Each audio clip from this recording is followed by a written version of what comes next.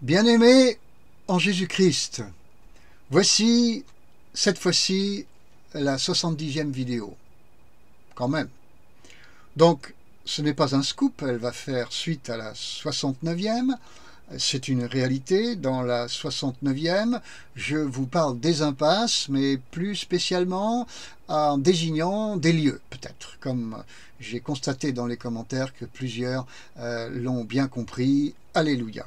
Maintenant, je vais encore vous parler d'impasses, mais plutôt pour vous parler de celle des églises. Alors, c'est un sujet délicat, épineux, et si vous êtes sensible à la critique, eh bien, ne regardez pas cette vidéo plus longtemps, ce n'est pas la peine. Non seulement je vais me livrer à une certaine critique, dans un esprit de discernement, dans un esprit de construction, positivement donc, et m'appuyant sur la parole de Dieu, mais pour vous le dire comme ça, un peu de façon triviale, si vous n'aimez pas le sang sur les murs, arrêtez tout de suite, passez à autre chose. Donc je m'adresse à ceux qui veulent vraiment regarder les choses dans leur réalité crue, mais c'est nécessaire pour aimer, prier et mener un combat qui débouchera sur une purification de l'Église du Seigneur en général. Alors, je vais donc titrer en vous disant qu'il s'agit d'une radiographie des églises et de leurs impasses et qu'il s'agit d'une suite approfondie de la vidéo précédente, la numéro 69. En introduction, je vous dirais que dans ma vidéo numéro 69, et je l'ai furtivement évoqué, effectivement, si l'impasse peut concerner un ou des lieux qui seraient à fuir, celle-ci vise aussi les églises et leur comportement. Ainsi, dans cette vidéo présente, je vais donc traiter, vous l'avez compris, du phénomène de l'impasse, mais dans un autre angle que celui de la vidéo précédente. Donc, les églises, bien-aimées, et leurs impasses. Il va s'agir d'une liste d'une bonne quinzaine de remarques, qui commence tout de suite par une précision importante. Pour ce qui me concerne, je ne suis pas dans le rejet des églises. Non, non, non, non. Rejeter les églises est-il d'ailleurs juste devant Dieu? Eh bien, le Seigneur Jésus-Christ lui-même, qui est au milieu des 7 églises mentionnées dans Apocalypse chapitre 1, 2 et 3, répond non. Non et non.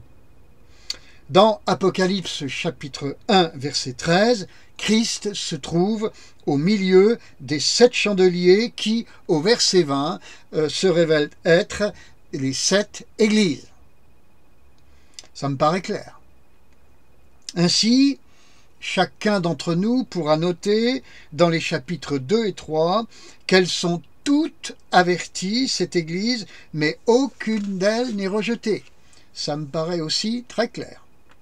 Si donc Dieu ne rejette pas ces églises, nous n'avons donc pas, nous non plus, à le faire. C'est toujours très clair, je crois. À ce sujet, nous ne sommes pas à l'écoute de nos blessures. Nous ne sommes pas à l'écoute de nos blessures reçues dans les églises, et là je vous parle en connaissance de cause, pour les condamner, ces églises, mais à l'écoute de la parole de Dieu, qui à ce jour n'en a condamné aucune. Moi qui vous dis cela, donc vous l'avez compris, j'ai reçu nombre de blessures dans les églises et aussi par leurs leaders, depuis plus de 50 ans. Vous entendez, mes amis? Comprenons donc ce que Dieu fait. Dieu discerne. Il critique, il avertit, mais il n'élimine pas. Et même pour la pire, car il les aime. Regardez Apocalypse chapitre 3, verset 19. Il les aime, ces églises. Ceux donc qui rejettent les églises, entre parenthèses, font-ils mieux qu'elles dans la durée? Et la durée, pour certains exemples, peut désigner des siècles. Ceux-là qui sont dans le rejet des églises, en fondant eux-mêmes une nouvelle entité, font-ils à ce point la différence au point de changer la face du monde? La réponse à cette question, il faut quand même l'avouer, est franchement pas évidente.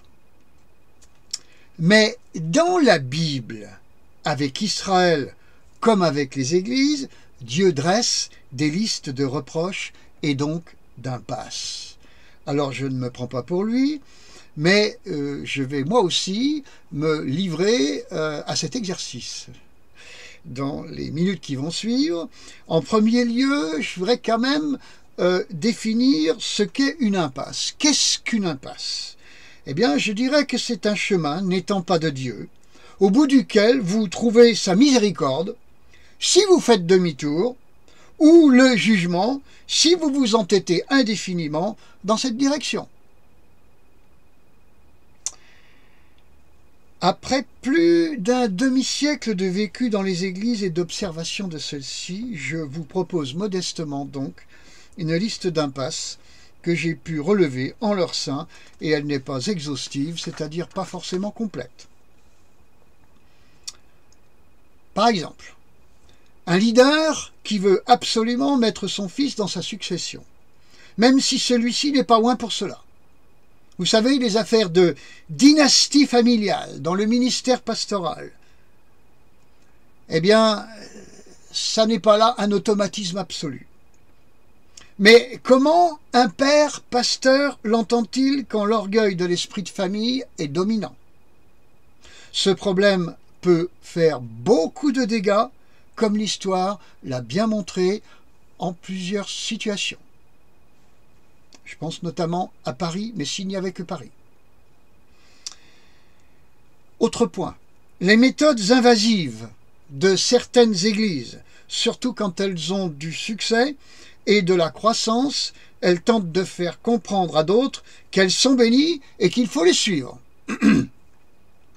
Autre point, le vol, ou pourrait-on dire encore le débauchage de certaines personnes intéressantes, ayant un profil spirituel et social attirant, jusqu'à des SMS à 3 heures du matin. Quitte cet homme, viens avec moi, viens chez nous, impartition. Oui, j'ai connu ça dans mon environnement.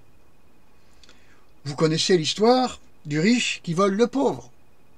2 Samuel, chapitre 12, versets 1 à 4. Autre point, la tentative de s'introduire dans des groupes de maisons indépendants pour les récupérer au profit d'un réseau dirigé par un ministère très invasif, trop invasif. Donne-moi les adresses des groupes de maisons que tu connais et fréquentes. Ça m'intéresse. Autre point, une église appartenant à un réseau dénominationnel est le plus souvent liée par celui-ci, et non rarement contre son gré. Autrement dit, s'engager trop vite et trop légèrement dans un réseau peut s'avérer être une impasse redoutable.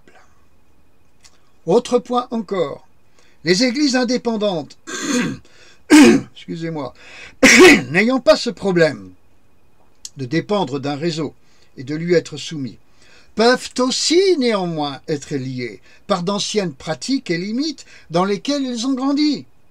Une culture qui les bride encore, parce que celle-ci prend la place du Saint-Esprit et étouffe l'essor du Saint-Esprit parmi elles. Autre chose, faire des choses nouvelles, sans au préalable avoir suffisamment pris le temps et la précaution de les poser et fonder dans la parole de Dieu. Parce que des habitudes sont là, des traditions. Autre point, les mauvaises personnes aux mauvaises places, les erreurs de discernement, quelquefois à répétition, parce que l'écoute du Saint-Esprit n'a pas été apprise, pas développée, parce qu'on n'a pas su s'entourer des personnes qui pouvaient aider dans ce domaine et qui pourtant pouvaient se trouver là, à disposition sans qu'on les voie, les yeux des décideurs n'étant pas ouverts ou sclérosés par la peur. Autre point, la pauvreté de la place du Saint-Esprit dans de nombreuses églises, qui produit une pauvreté d'enseignement, celui-ci n'évoluant jamais sur des décennies, aucune fraîcheur, aucun souffle, aucun renouveau, des prédications intellectuelles, insipides, non ajustées aux besoins ambiants, préparées à l'avance, en déconnexion avec la voix du Saint-Esprit au moment de prêcher. Chaque dimanche, bien-aimé, le Saint-Esprit veut parler. Mais qu'importe, le prédicateur reste figé sur son prêche qu'il a péniblement préparé durant une bonne partie de la semaine écoulée, quand ce n'est pas l'entièreté de celle-ci. Vous imaginez? Autre point. Les églises qui cherchent à se vendre, à être vues médiatiquement, et qui organisent des scoops à ses fins, habitées du même esprit de concurrence que les grandes chaînes de télévision. Vous voyez, elles se livrent entre elles à cette course médiatique pour exister, sur Internet en particulier. Mais officiellement, bien sûr, c'est pour la gloire de Dieu, bien sûr. Seulement Dieu voit clair et jugera, bien sûr aussi. Autre point encore. Les églises qui craignent de prêcher toute la parole de Dieu et évitent soigneusement d'aborder les sujets anti-mode sociétal. Les églises, autre point encore, qui cherchent, mais qui fait suite au précédent, qui cherchent à se faire bien voir des autorités, au point d'entrer dans le compromis. Et puis aussi les églises idoles, qui parlent à la place du Saint-Esprit. Mon église l'a dit, donc c'est vrai. Autre point encore, les églises et leurs ministères qui pratiquent l'exclusion des autres églises. Le monde pratique souvent l'exclusion. Dieu, lui, n'exclut personne. Pour le moment, il n'a exclu personne. Ainsi, ceux qui pratiquent l'exclusion suivent qui ? Alors que souvent, le prétexte de cela est celui d'une sainteté recherchée, un mieux-disant spirituel. Autre point encore, les églises déclarées, ayant pignon sur rue, facilement surveillables, et qui constituent à plus ou moins longue ou courte échéance, comme vous le voulez, une impasse potentiellement dangereuse, bien-aimés. Alors il y a une petite catégorie de laquelle je n'ai pas encore parlé. Ceux qui sont seuls, sans église. Être seul, sans église, constitue-t-il une impasse? Dans l'absolu, et à terme, oui. Mais les isolés sont en réalité souvent à plusieurs quand même, qui peuvent déjà être des groupuscules, des petites communautés, des familles. Vous savez bien, Jésus a dit, là où 2 ou 3 sont assemblés en mon nom, je suis au milieu d'eux. Matthieu 18, 20. J'ai même eu l'occasion de largement constater, souvent donc, que ces isolés ne jouissant pas d'une abondante communion fraternelle, compensent ceci par une profondeur de vie avec Dieu, que ne sont pas tentés d'aller chercher ceux qui surfent sur la vague du nombre et qui peuvent ainsi rester superficiels. Dieu étant le nombre, dans ces cas-là. Ah, mais vous savez, mes amis, les idoles peuvent être de nature très subtile, celle du nombre, par exemple. Au final, mes bien-aimés, j'aimerais vous dire qu'après l'évocation de cette bonne quinzaine de points, qui sont autant d'impasses, je vous l'ai dit, j'ai dans chacune d'elles, en gros, un certain vécu. Ceci pour vous dire que mon propos n'est pas théorique. En toute modestie, je vous précise à nouveau que je sais de quoi je parle. Pour conclure sur ce sujet épineux, il faut, dirais-je, 3 points. Premier point. Aimer les églises. Mais oui. Ensemble, elles constituent la future épouse du Seigneur. Comment ne pas l'aimer, puisque le Seigneur l'aime? Apocalypse 3, 19. Donc aimer les églises. Comme Jésus les aime. Ceci n'est pas négociable. Deuxième point, priez pour elles avec passion. Si vous avez développé un amour pour les églises, vous allez intercéder avec un cœur qui est mouillé de larmes, avec un cœur passionné, avec des larmes, mes amis, vous allez intercéder. Vous allez la sentir, l'action du Saint-Esprit en vous, qui vous pousse à cette intercession passionnée et ointe. C'était le deuxième point. Troisième point, ceci vous amènera à discerner leur réalité dans leur passé, présent et futur, avec l'Esprit de Dieu, Éphésiens 5, 18, avec la parole de Dieu, Colossiens 3, 16, et avec la pensée de Christ, Philippiens 2, 5. Si vous faites ceci, mes amis, eh bien, vous avez de grandes chances de devenir une voix prophétique, une de plus, amen, dans ce pays de France, au milieu de ces églises. Et Dieu sait qu'il en faut des voix prophétiques qui sont ajustées, qui ne sont pas là pour faire de la présentation, vous savez, bien comme ça, là.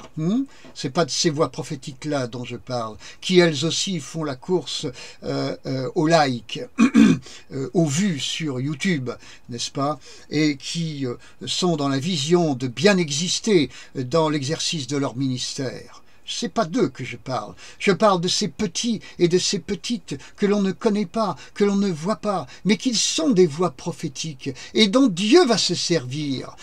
Il utilisera les petits pour confondre ce qui est grand. Plus nous allons aller vers la fin des temps, et nous y sommes. Alors, bien-aimés, qui vous considérez comme des rien du tout, si vous écoutez bien ce que j'ai voulu dire dans cette vidéo 70, si vous vous inscrivez bien dans les 3 points de cette conclusion. Attention, car vous risquez fort, amen, c'est un risque merveilleux de devenir sur ce pays une voix prophétique, un intercesseur, homme ou femme, au pied du trône pour verser des larmes et répandre votre cœur avec une intercession parfaitement ajustée et sculptée, si j'ose dire, par l'onction du Saint-Esprit. Alors, bien-aimés, je vous laisse juge de tout ce qui vient d'être dit, de tout ce qui est sorti de ma bouche. Alléluia. La suite vous concerne, c'est votre responsabilité. Dans 2 Pierre 3, 12, il est écrit « Attendez et hâtez le jour de l'avènement du Seigneur. » Qu'il vous bénisse. Je vous embrasse de tout mon cœur. À très bientôt pour la suivante. Soyez encore bénis, que l'onction du Saint-Esprit descende sur vous, que vous soyez réellement loin de lui et conduits, ajustés de plus en plus par lui, que vous le désiriez, qu'il ne soit pas pauvre en vous, ni sa parole, ni la pensée du Seigneur. Et justement à propos du Seigneur, en son nom, au nom de Jésus-Christ, amen mes amis, et à la prochaine fois. Je vous embrasse encore.